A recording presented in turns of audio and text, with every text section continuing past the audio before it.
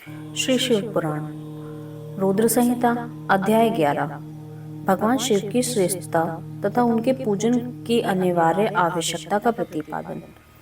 नारद जी बोले, ब्राह्मण प्रजापते, आप धन्य हैं क्योंकि आपकी बुद्धि भगवान शिव में लगी हुई है। विधे, आप पुनः इस विषय का सम्यक प्रकार से विस्तार पूर्वक वर्णन कीजिए। ब्रह्मा जी ने कहा, तात, एक समय की बात है, मैं सब ओर से ऋषि और तथा देवताओं को बुलाकर उन सबको क्षीर सागर के तट पर ले गया, जहाँ सबका हित साधन करने वाले भगवान विष्णु निवास करते हैं। वहाँ देवताओं के पूछने पर भगवान विष्णु ने सबके लिए शिव पूजन की एक ही श्रेष्ठता बतलाकर यह कहा कि एक मुहूर्त या एक क्षण भी जो शिव का पूजन नहीं किया जाता वही हानि है, वही महान छिद्र है, वही अंधापन है और वही मूर्खता है। जो भगवान शिव की भक्ति में तत्पर और जो मन से उन्हीं को प्रणाम करे और उन्हीं का चिंतन करते हैं, वे कभी दुख के भागी नहीं होते। जो महान सौभाग्यशाली पुरुष मनोहर भवन, सुंदर आभूषण से विभूषित स्त्रियां, जितने से मन को संतोष हो उतना धन, पुत्र, पौत्र आदि संतति, आरोग्य, सुंदर शरीर, अलौकिक प्रतिष्ठा, स्वर्गीय सुख, अंत में मोक्ष रूपी फल अथवा परमेश्वर शिव की भक्ति चाहते हैं, वे पूर्व जन्म के महान पुण्य से भगवान सदा शिव की पूजा अर्चा में प्रवृत्त होते हैं। जो पुरुष नित्य भक्ति परायण हो, शिवलिंग की पूजा करता है, उसको सफल सिद्धि प्राप्त होती है तथा वह पापों के चक्कर में नहीं पड़ता।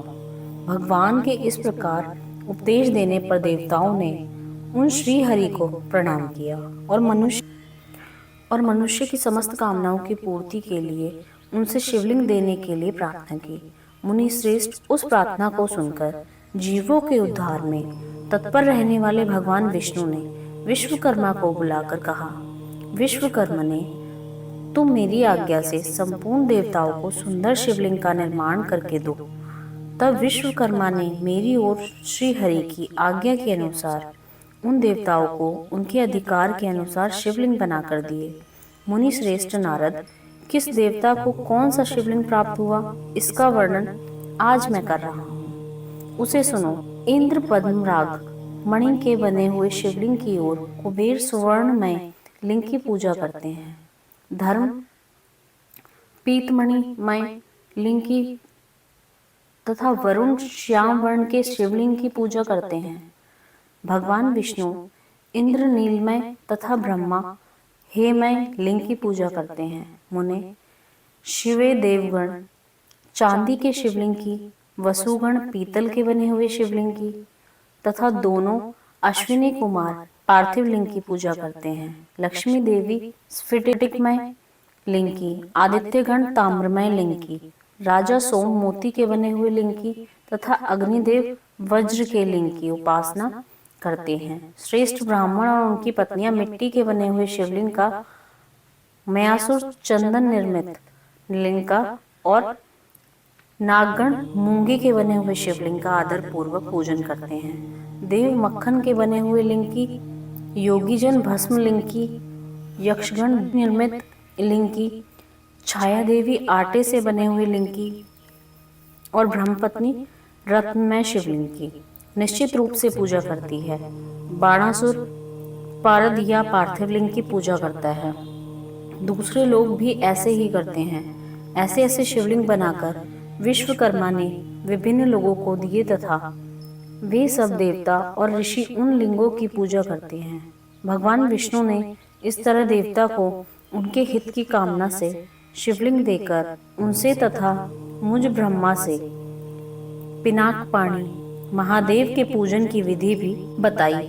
पूजन विधि संबंधी उनके वचनों को सुनकर देव शिरोमणि सहित मैं ब्रह्मा हृदय में हर्ष लिए अपने धाम में आ गया।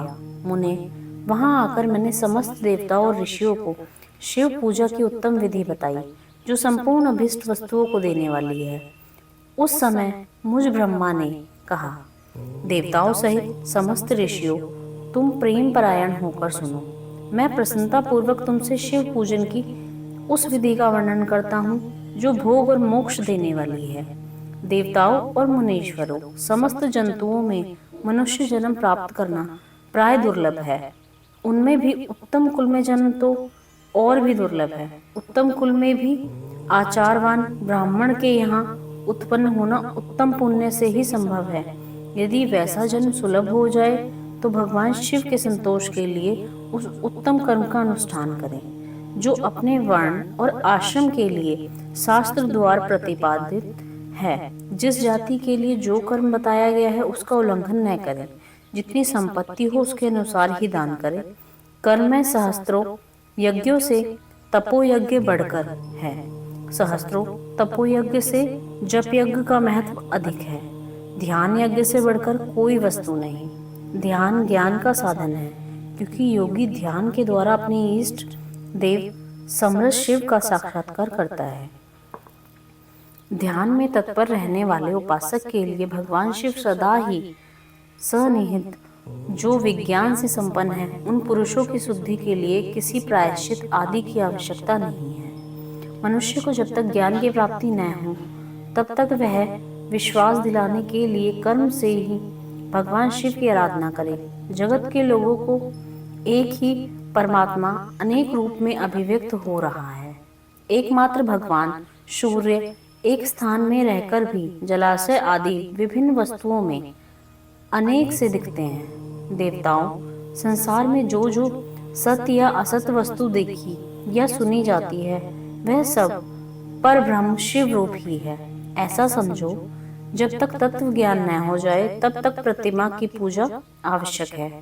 ज्ञान के अभाव में भी प्रतिमा पूजा की अवहेलना करता है, उसका पतन निश्चित है। इसलिए ब्राह्मणों, यह यथार्थ बात सुनो।